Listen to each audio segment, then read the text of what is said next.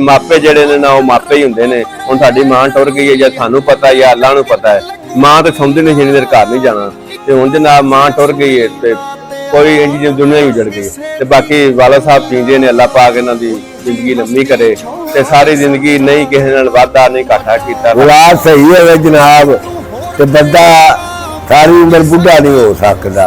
औलाद भैड़ी होवे तो वो बंदा जीदा ही मरिया हुंदा है। तो खरेपन शरीफ मेरा पिंड है ते सारी उम्र नहीं किसी नाल वादा घाटा बेई। साडे वास्ते जनाब पीर भी ये ने वाला साहब ते अल्लाह ने जिंदगी करे माशाअल्लाह 85-90 साल उम्र है।